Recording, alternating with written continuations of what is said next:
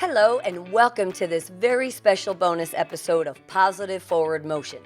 This weekend is Valentine's weekend, so I decided to search and interview someone who helps others overcome some of life's biggest emotional challenges, from anxiety and depression to dating and relationships to confidence and self-esteem.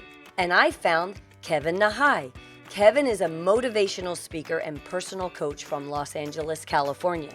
And through hard work and dedication, Kevin has been able to overcome these challenges in his own life and is now helping others do the same. In this interview, we do discuss some sensitive topics such as eating disorders and suicide, so listener discretion is advised. Without further ado, here's my interview with Kevin. Kevin Nahai, welcome to Positive Forward Motion. I'm so excited to have you with us today. And, it's Valentine's Day month. And I thought, gosh, you come with so many gifts and skills to be able to share with the audience. And I'd really like to focus on self love, self esteem, and confidence to celebrate the month of February, which, with Valentine's Day, why not focus on love and make this a special episode about that? But before we even get started, please just share with the audience, who's Kevin Nahai? Sure. Thank you so much, Denise, for having me on.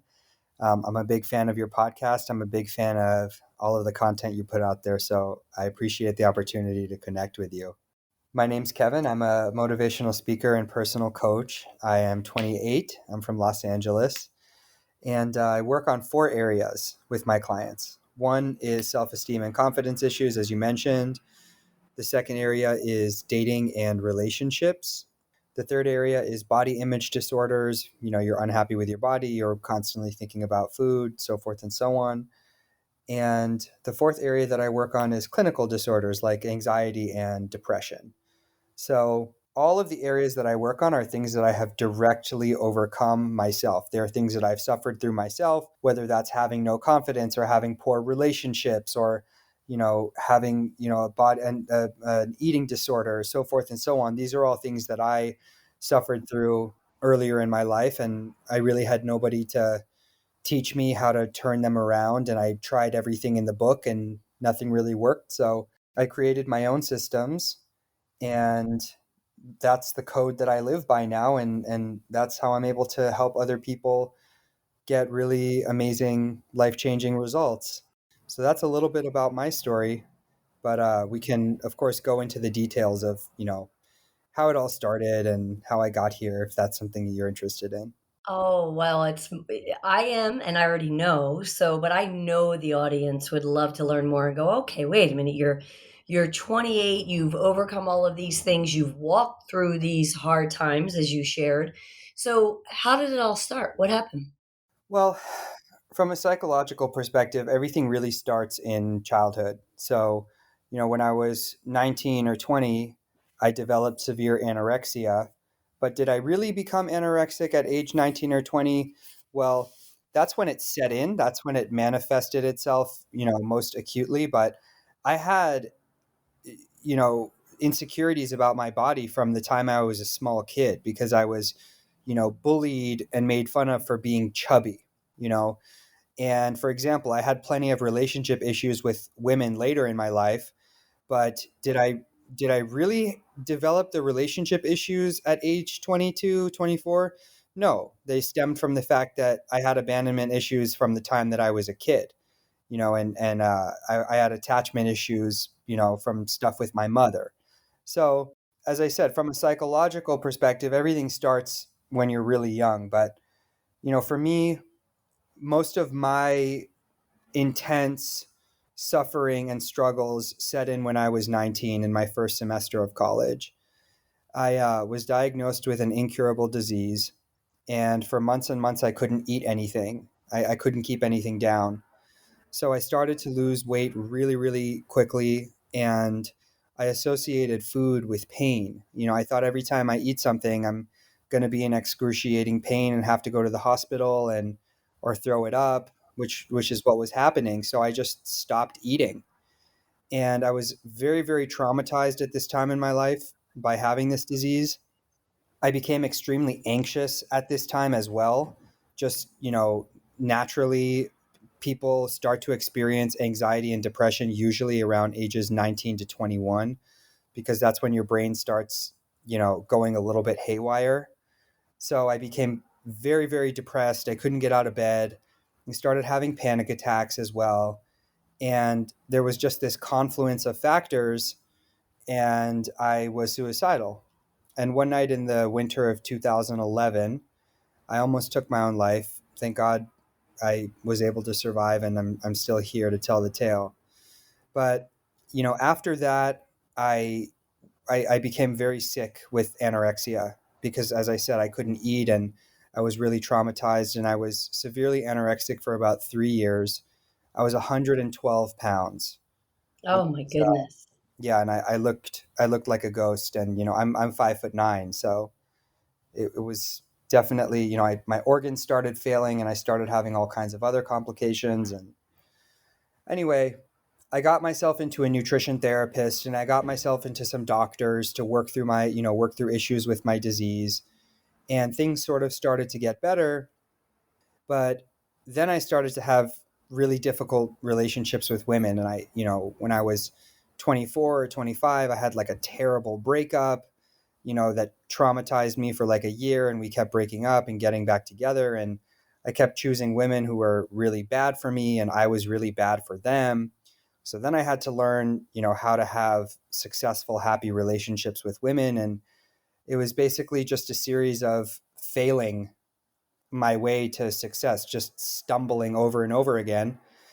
And through years of therapy, years of meditation, years of introspection, through becoming a coach, through educating myself on what all of my problems were, I just worked really, really hard and developed a code, developed a system, and changed my own life.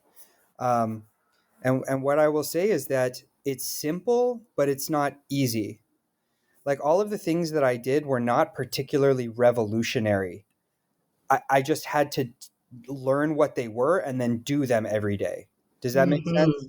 Makes total sense. I'm over here smiling because, I'm sorry for all your pain and everything that you had to Yeah, go I'm through, but happy to hear you're smiling while I'm telling my sob story over here, Denise. yes, I know. I'm like, "Oh, I'm such a bad person," you said our brain explodes from 19 to 21. Mine's still going crazy, but just kidding. But using your pain to help others is, it's incredible, and it's sad that you had to go through it all, but as you went through it and you learned and you grew and you found ways to cope, using that to help others it's the ultimate love. It's the ultimate love. You had to find self-love and help yourself first, and then you can turn around and help others and have that confidence to help others. And I have your picture, and I've been following you on Instagram, and I love all your content as well, so thank you for saying that about mine. Thank you. But we could look at you and go, oh, this guy has it all. He's handsome. He's a coach. He's a speaker. He does this and he does that. But to share the story of where it came from and how you got there is so real. And you're brave to open up and share it with the world, whereas so many may feel ashamed and hold on to it. I think I shared with you in our first discovery meeting that my brother is 60 years old. He was diagnosed schizophrenic at 17. Wow. That was a long time ago. I mean, there's so much more talk about it, and it's open now and the whole bit, but way back then, how scary was it? And God bless him. I mean, he's doing phenomenal. So, Good. you you have a little blip on your Instagram that I really enjoyed, and it said, what you deserve is what you give, and I have this give to get philosophy. So touch on that a little bit, because I really think that has a lot to do with our self-esteem and our confidence and our self-love. And I hope I'm going down the right road there, but it really resonated with me, and I don't want to give away your great stuff. So Oh, no, no talk problem. about that a little bit. I will in just a moment, but first I wanted to ask you, why is it? It may have struck a chord with you because you said you were smiling right after I said, that everything that I did and everything that I implement in my life right now is simple, but it's not easy, and it's not revolutionary. It just requires doing it every day. Why is it that made you smile or struck a chord with you? Well, I'm going to share. You got me smiling all over again because just what you said right there, that it's not easy. And I don't even want to use we live in a world where everybody wants a quick fix or an immediate satisfaction. Because, yes, with internet and all the things that we can see out there, we do. But I think this is ingrained in us for a very long time. Doing the hard work is just that, it's hard. But when we have our desire and our need and our want bad enough to cross over to the other side and feel better and be better, it's going to take that hard work. You learn that on your own. You had that desire and that determination to get there, which is why I'm sure you're helping so many others, because there are a lot of people out there that go, I don't even know where to start. I don't know what to do. And having a coach and a speaker like you and someone who can remind them over and over again to keep going. I'm an avid bike rider. I love doing century rides.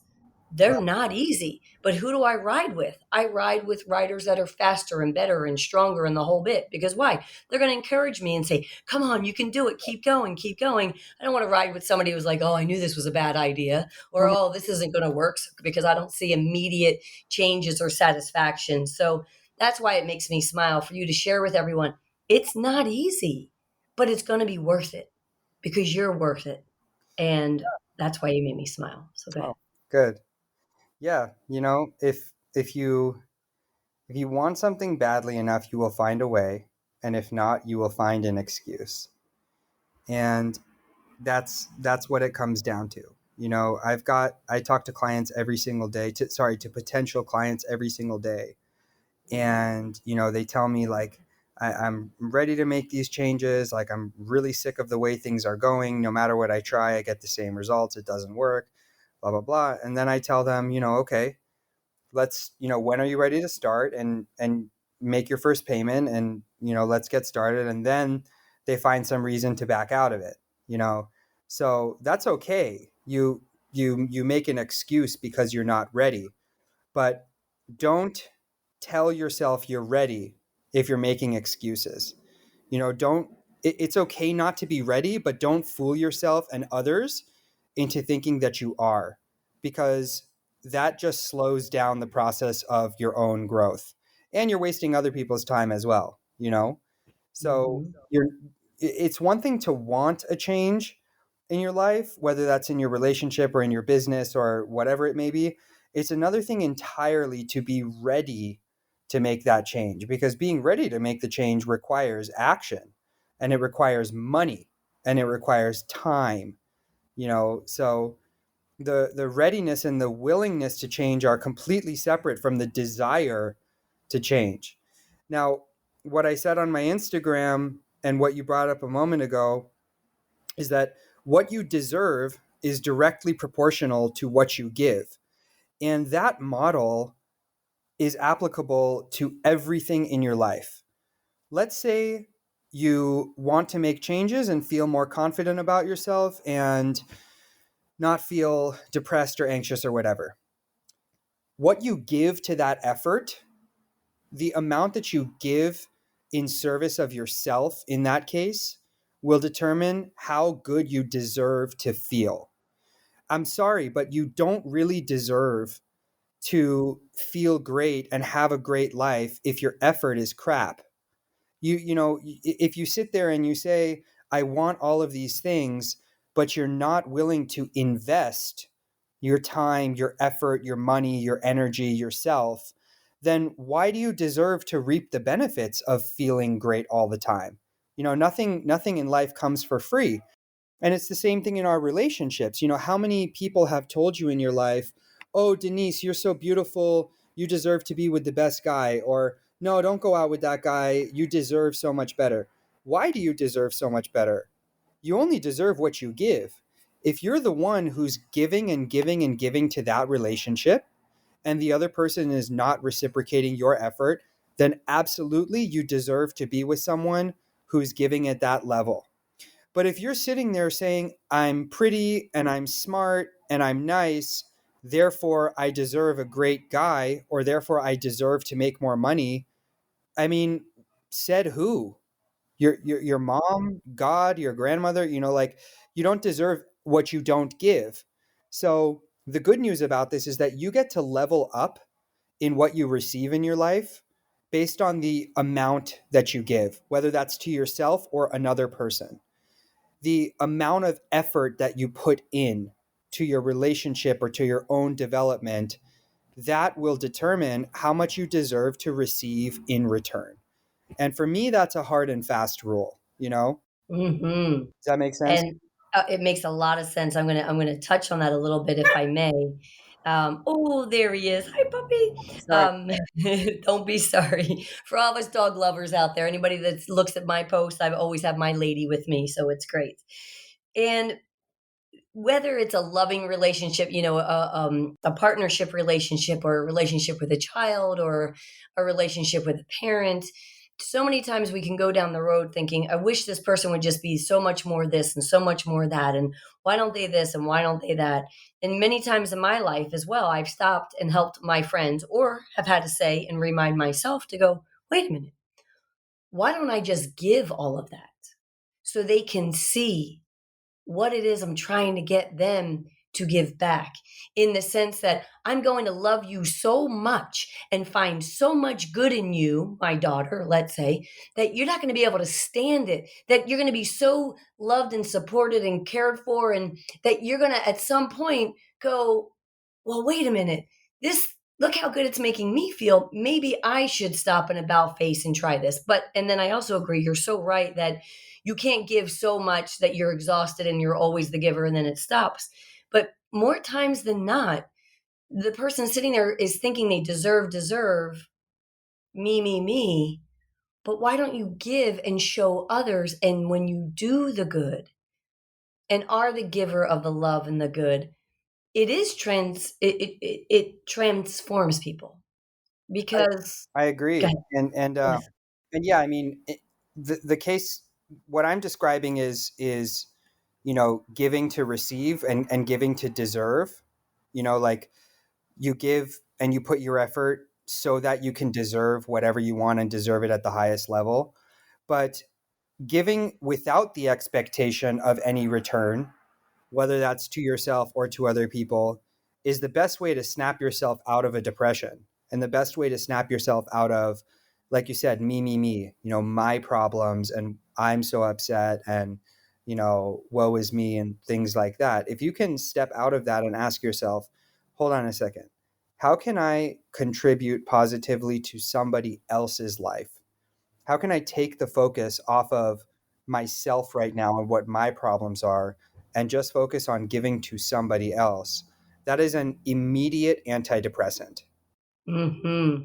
It sure is. It's scientifically proven. I mean, it increases our endorphins. We feel good. We get that sense that self-esteem rises, and you're proud. You feel good. You have accomplished, and because of what you've given away. And so when you're coaching someone and working with them, maybe to the listeners out there going, "Oh, that just sounds great, but I just feel so, I'm exhausted and I feel so low and I feel depressed." And in the spirit of positive forward motion, as we talk about, it's that one little step in the right direction, and then the second and the third. So, what would maybe be the first step in the right direction when you're coaching someone? Well, the first step is that we have to figure out why you feel so depressed and so low and so exhausted and so resigned, as you said. And when I say figure out why, I don't mean that we have to spend 3 years going into your childhood and unpacking all of your wounds and, you know, talking about your intergenerational transfer of familial trauma and, like all of that psychology stuff that you can really go down the rabbit hole with that stuff. But more often than not, the reason that we are depressed and feel exhausted and frustrated and resigned is that our behavior has created those conditions in our lives. So it's a combination of the way that we are thinking, the way that we're allowing ourselves to think every day, as well as what we are doing and not doing.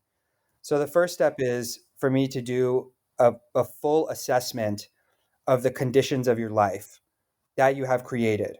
And that includes what you do with your time, who you spend your time with, how you treat your body, what you say to yourself all day long, what you think all day long, and the nature of your romantic relationships. So everything comes down for me to those 5 categories. Again, what you do with your time, who you spend your time with, what you put into your body and how you treat it, how you talk to yourself all day long, your internal dialogue, and the nature and dynamic of your romantic relationships, who you date, you know, what your love life is like, and so forth and so on. Hmm. So, something in one of those categories, or multiple things in multiple categories, is making you depressed 100 out of 100 times. It comes down to, as I said, a combination of your behavior every day, what you're doing or not doing, as well as the way that you think, what you're thinking and what you're not thinking. So the first step is to assess all of that. And I would highly, highly, highly recommend not trying to do it alone. Like get a coach or get, a really good therapist, or reach Yeah. out to me, or, just, if I threw you a life jacket while you were drowning in the ocean, you wouldn't throw the life jacket behind your head and say, "No, I'm going to figure this one out on my own." Hmm. So, it's the exact same thing. There's no shame in not being in a great place in your life. If you were in a great place in your life all the time, you'd be a fraud. Exactly. Well, and it's so fun. Again, you're making me smile, and I'm just in a funny mood today to think about it. This is serious stuff, but also we need to lighten up a little bit and have fun and forgive ourselves and understand, and it's okay. And when you shared, and don't do it alone, because of course not, because if you're feeling that way and then you're doing a self-assessment, I can just hear the internal voice going, well, this is stupid, well, you can't do anything right, well, this is this. And it's making me laugh a little bit, because you need that other person, you need that coach, you need that assessment for somebody to be able to walk you through it, carry you through it, and get you there, get you out the other side. And then you're going to be able to turn around that person and help someone else. But you're totally right. You can't do it on your own, because you're going to say, but I deserve to do this with my time, or, oh, I should eat this and fill my body with that because it doesn't matter. Right. So, yes. Anyway, I Yeah, agree. there are a million and one ways to fool yourself into thinking that you can do it on your own and it'll get sorted out, and you know it's not that serious and I'm just making a big deal out of it and blah blah blah. Like the number of justifications that our ego can come up with in order to protect itself it's endless, Hmm. and I was that, by the way. I'm not some saint. I used to be the person who thought he was right all the time and didn't want any help from anybody and tried to pretend his problems didn't exist. And, I did all of that stuff. And the question I would ask, I would just ask one question that you try to answer really sincerely if you want to do it on your own. How is that working out for you? And I don't mean that to be mean. I mean, really, how is it working out for you? If you can do it all on your own, then God bless you and Godspeed. But if you've been trying something over and over again and you've been stuck with yourself for 30 years and it's not working out in your favor, then you have to be humble enough and you have to be courageous enough to bring someone into your corner that you trust. You know, it's just like getting sick and going to the doctor. 100%. And asking those tough questions. I'm born and raised in New Jersey, and I'm a California transplant. But, Okay. and yeah, and it's funny because in Jersey, it'd be like, yeah, so how's that working for you, huh? You Mhm. know, but it's true. And to ask yourself that, okay, so I've done it this way for so long and I'm still back to square one. So how's that working for you? And ask yourself those questions and be able to turn to someone, a book, a podcast, a life coach, whatever it is, but to take that leap and not be afraid. When you were mentioning earlier about potential clients, and maybe someone starts to identify these are areas and I need help, and why they don't move forward. I believe, and I don't know, but I would think, I wrote down here, fear. Sometimes it's just scary. It's uneasy to peel back those layers and to admit that these are the things that have been hurting me. But man, once you do it, there's going to be no stopping. And for all the listeners out there, you deserve to be the best you, not anybody else. the best you and love yourself and have that self esteem and that confidence to be able to move forward in whatever direction you want to move into. I agree. I agree completely. But again, when you say you deserve to feel this and you deserve to feel that, uh, provided that you are willing to make some necessary changes, provided that you're willing to bring somebody into your corner, you know? I mean, I'm Jewish, and I was once having a meeting with a rabbi, and I went to him for some advice with my love life. And, basically, I was describing the type of girl that I want to be with, and telling him sort of my vision of my ideal partner. And this was a couple of years ago, when I was a few years ago, when I was like pretty lost and definitely not where I am now. And he straight up said to me, "You're asking for something that you're not." I said, "Well, what do you Mm. mean?" He said, "Well, why would that girl why would she be with you? Like, why would this amazing girl that you're describing choose you? Seriously, why would she?" And at the time, I wasn't really happy with myself. I wasn't living my values. I wasn't living the values that I expected her to have, So if she has the choice between me and somebody who is living the way that she's living, somebody who is doing everything the way that I would want it to be done, who's she going to choose? You know what I'm saying?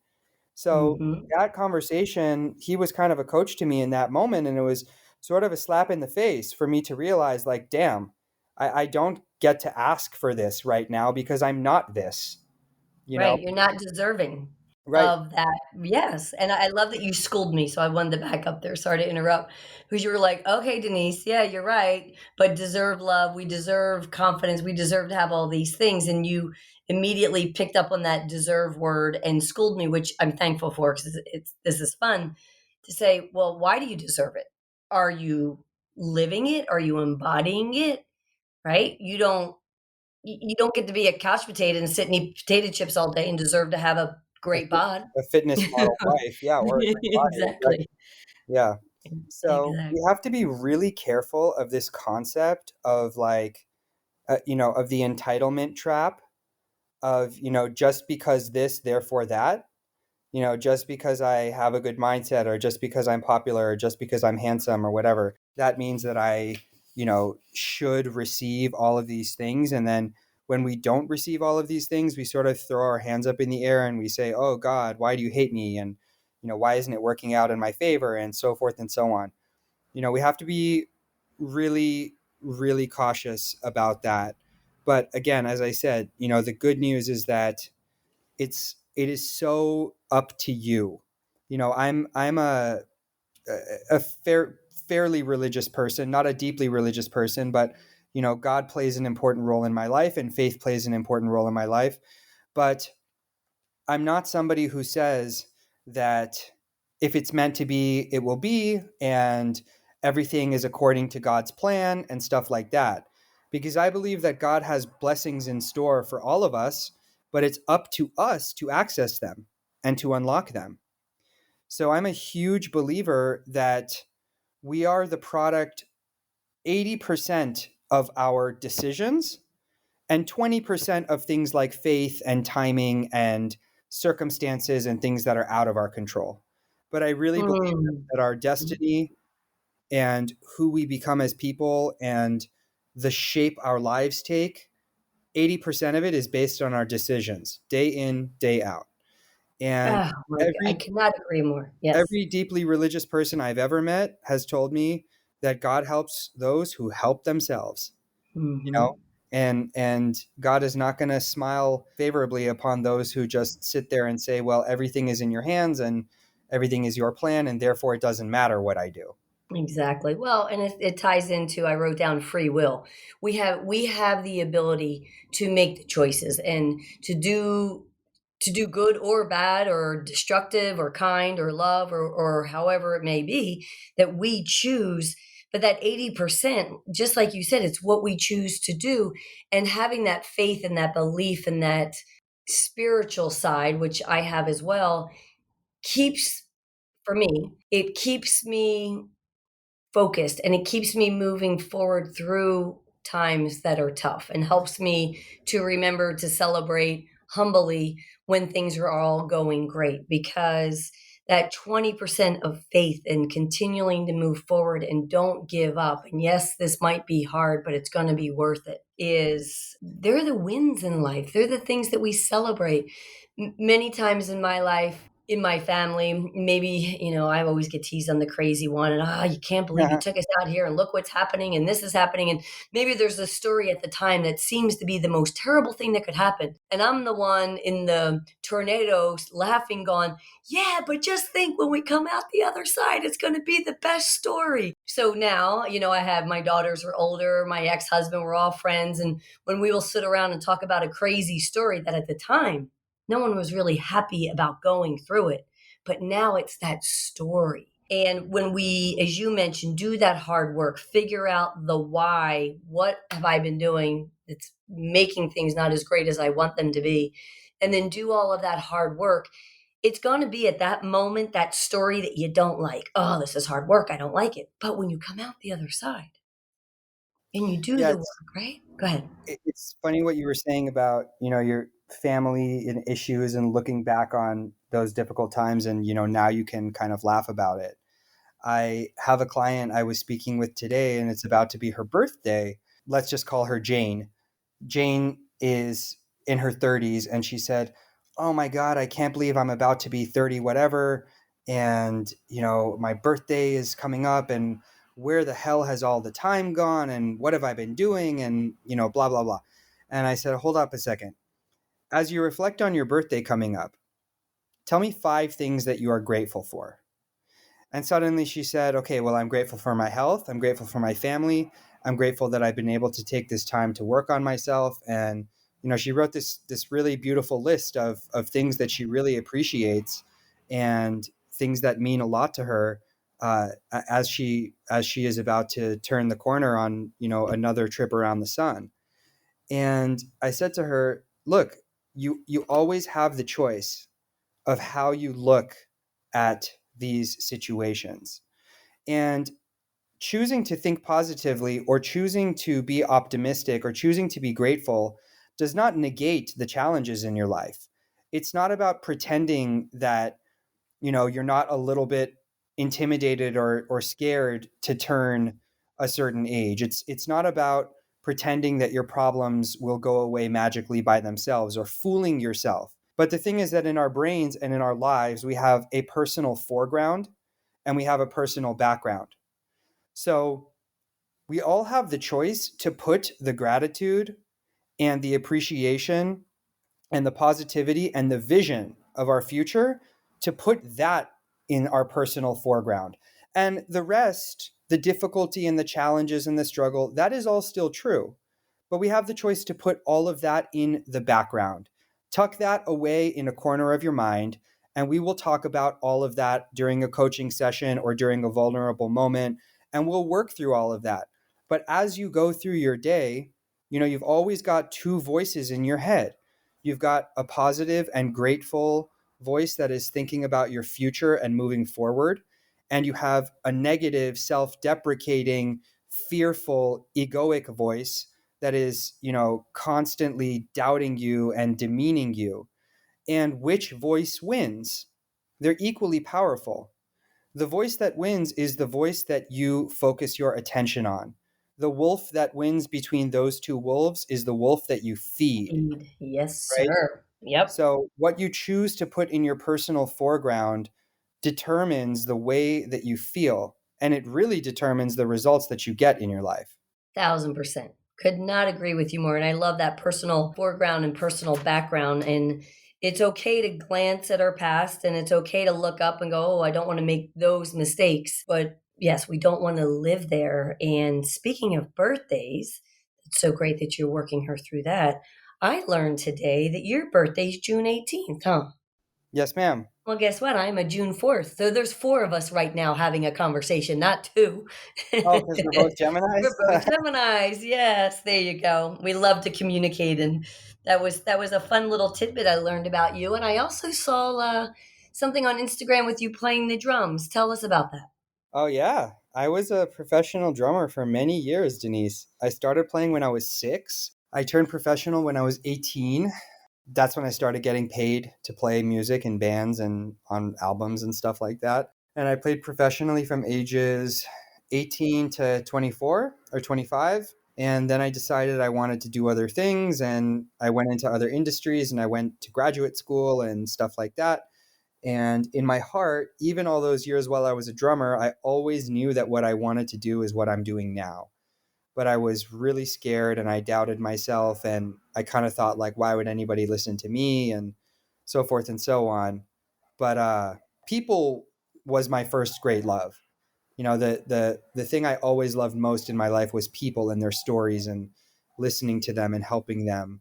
But I guess my second great love and the mistress I pursued for many, many years was being a drummer. Wow, very cool. Well, you're multi-talented and I love that. And I'm so excited that, you decided to join me on my podcast and share your knowledge with others because at some point in our lives we all need the help. And whether it's reaching out to you for coaching, or turning to a friend and reading good books and listening to podcasts and doing that self-evaluation because we all need it, the best of the best. I interviewed a woman, just to share, because I remember I was surprised when I first learned that she had a coach, like a life coach. And I'm thinking, you have a life coach, you could be a life coach, right? And her name is Roz Savage, and she's the only woman to have ever soloed rowed across Indian, Pacific, and Atlantic Ocean. Wow. And not because she was some incredible athlete. That her story is amazing, Roz Savage. So if anybody wants to listen, but I remember one time she was here in Ojai, and I got to meet up with her, and we went out for a hike. And this was about a year or so after I had interviewed her, and she was talking about her life coach, and I kind of stopped and looked at her, and she was like, "Well, yeah, my life coach. Oh, she helps me with this and that." And I remember quite often when somebody watches me read a motivational book or I'm listening to a motivational audible book, and many times in my life, someone would say, "Why are you listening to that? You could write one of those." And I would go, "Why do you think I could write one? Because I listen to so many." So it's kind Exactly. of it's that same thing. It's what you put in and you get out. That's the why. And again, you going through the challenges that you did in your life to be able to help others have a better life and happier and more successful. What you're doing is so great, not only to help one person, but when that person in turn gets helped, the things that they can turn around and do to help others. And it's that little philosophy that a long time ago I learned. It was like you put a line down, you help one person. So if you had a pen and you wrote the number one, and then next to that you helped another and you wrote another line, and then you helped one more. And if I you love looked at those three lines, you didn't help three people. The multiplication of that, look at that, it's 111. And it mm, just keeps going and it I keeps love that. growing. Yeah. Yeah. I don't I'm not working with a life coach right now, although I have in the past. But right now, I have a business coach, I have a therapist, and I'm reading, all of these different motivational books and self-help. And I read books about the body, I read books about our minds, I read books about monks and how monks live and how they think, I read books about relationships. So it really never ends. There's they say that to become a master at something, you have to do it for 5,000 hours or 10,000 hours or whatever it is. But yeah, the reason that you and I are able to help other people is that we don't think we've made it or we've mastered it or something like that. It's that we are constantly working on ourselves, not only for ourselves but also for our clients. Hmm. Because I will tell you, there are plenty of people in the mental health field, in the coaching field, counseling, all of this kind of stuff, who they can give lots of great advice, but they are not practicing it themselves. And that's a problem to me. Hmm. I will share this with you. And I remember as a kid, and I'm going to take a little sideways track here, but I'm a do no harm first philosophy. That's my brain. I was very fortunate. my grandfather, ate off the land, had a big garden, and always ate healthy, and really instilled some great philosophies with me about taking care of your body and eating from the earth and not a lot of processed food and the whole bit. And he'd say, "Oh, you have a headache, drink some more water. Have this. Oh, you don't feel good, you're tired, have some borscht. You need beets for the blood in your body." So it was very natural to me. And then I remember getting older and going to visit this doctor. And I'm going way back, giving my age, but this is when a doctor could sit behind his desk.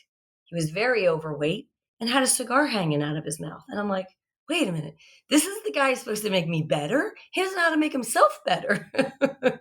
And you're right. It's where are we getting this information? And I grew up in the psychology world, so to speak, because of my brother and going places. And there's folks that are constantly changing and evolving and helping themselves to help others. And then there are those that you're on. Where did you get this degree to help someone else? And we need to be aware of that and mindful. And I'm so happy to hear, which I had no doubt, that you're constantly learning and growing and helping yourself, which only adds so much value to others. So Thank it's you. really great. And Absolutely. you're doing the same, and I really appreciate the Mm. opportunity to share all of this with you and hear your perspective. I'm giving you a big COVID hug, right? So you're all the way down there and I'm here. We're not allowed to, but I'm sending you a big, big universe hug. So as we come to a close of Positive Forward Motion podcast, I always like to ask, if there was one thing, and you have so much, but if there was just one thing, thought, comment, quote, inspiration that you would want listeners to leave with, what would that be? Oh, give me a subject. I mean, give me give me some guidance there. Okay, well, in the realm of, being the month of Valentine and self-love and self-esteem and confidence, right? Someone's listening to this, they hang up and they're, but one thought that you'd like to leave them with in that arena, in that self-love and self-esteem and confidence, what would you Mm. want them to Okay, hear? well, I'll try to tie this in with Valentine's Day, both for those people who are single and for those people who have partners or they're going on a nice date or something like that. You're going to be my guinea pig here, okay, Denise? Yes. Okay. If you knew that an airplane had a broken wing and a gas leak, would you step onto it? No. Okay. If you owned an airplane and your airplane had a broken wing and a gas leak, would you invite passengers onto it for a flight? No. Okay. So it's the exact same thing in our relationships and in our love life. If you have a broken wing and a gas leak, in other words, if you've got some childhood trauma, if you have bad patterns when it comes to dating, if you choose bad people for you, if you're not giving at the highest level, so forth and so on, then fix your plane before you start taking on passengers.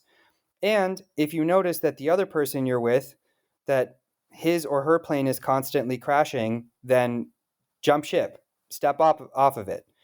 Now, you're never going to hear me say that you have to be 100% whole or complete or perfect on your own before you can have a relationship, because I don't believe that's true.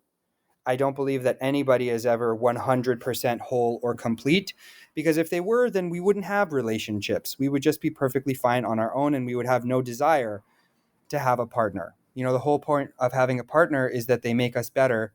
We're better with them than we are by ourselves.